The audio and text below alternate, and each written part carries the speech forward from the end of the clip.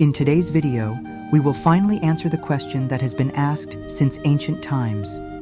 Do dragonflies bite? And is it true that their sting is much more painful than that of a honeybee or even a tarantula?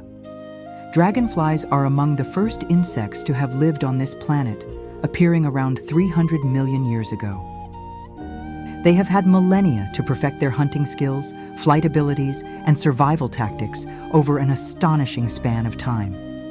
They have even developed the ability to fly backward, a very useful skill when catching flies and mosquitoes. Below are some little-known facts about dragonflies that may change the way you see this unique, ancient, and incredibly diverse insect. But first, let me surprise you with some interesting facts about these insects that you probably didn't know before. For example, did you know that dragonflies can intercept their prey mid-air? Even if this prey is another flying insect, no matter how fast it flies, the dragonfly will always win this aerial battle. Dragonflies are the most fearsome butchers of the insect world. If you ever doubted it, just watch them hunt. The fact is that they can capture prey while flying at high speed without reducing their flight speed. When a dragonfly spots its prey, it immediately begins to maneuver in the air, trying to intercept it. Dragonflies accelerate very quickly, up to 60 miles per hour in just 1 second. So there's no chance for the victim to escape. The moment is over in a flash, and the only thing that remains from the victim is a trail of drops of torn wings and legs. The dragonfly's menu includes other insects, including mosquitoes, but also small fish, tadpoles, and even mice. But masterful flying abilities are not the only advantages of dragonflies. Their eyes are truly unique. In fact, their heads are almost completely covered by huge compound eyes, which consist of up to 30,000 individual lenses. These lenses make the dragonfly's vision almost 360 degrees around the clock. They can see everything except what's directly behind them. However, thanks to the ability to rotate their head 180 degrees, this deficiency is easily compensated. This means that if you want to sneak up on a dragonfly, you won't succeed unless you're Batman. Even the slightest movement, and the predator will notice you because dragonflies react instantly to any changes in the surrounding landscape. Well, yes, we all know that dragonflies are excellent at spotting us when we're trying to catch them. But do they actually bite when they feel threatened? We'll talk about that a bit later in our video. Now let's take a look at another amazing adaptation of dragonflies. The fact is that dragonflies spend about 2 years living underwater. Although adult dragonflies breathe air, many species lay their eggs in water. In this regard, dragonfly larvae develop in water bodies where they live from several months to 2 years. During this time, they have to grow up and turn into winged insects. But how do they manage to survive in a medium that is not very friendly to insects? After all, they don't breathe underwater. The larvae breathe through gills located in the rectum. Yes, you heard me right, in the rectum. Apparently, this is one of the most bizarre adaptations in the organic world. Another interesting fact is that some species of dragonflies lay their eggs not in ordinary water bodies, but in salty seawater. These dragonflies are found in Australia, New Zealand, and the Pacific coast of America. For example, the larvae of one species, Ostrocalfa australis, develop in the estuaries of the sea.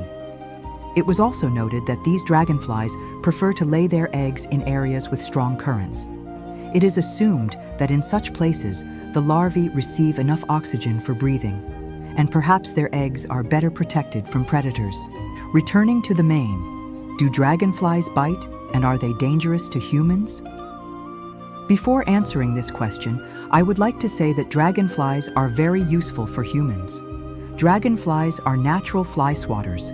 As you already understood, dragonflies feed on other insects. Among them, there are quite a few pests of agriculture and forestry, such as the Colorado potato beetle, the gypsy moth, the sawfly. One female dragonfly eats several dozen pests every day, destroying the weeds that harm our crops. In addition, dragonflies contribute to the pollination of plants. While feeding on nectar, they collect pollen on their body and transfer it to the next plant.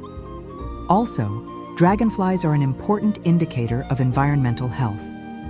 The presence of dragonflies in an area indicates good air and water quality. In short, dragonflies are beneficial insects. Now it seems like there's nothing left to do. But wait, after all, we haven't gotten to the bottom of the question yet.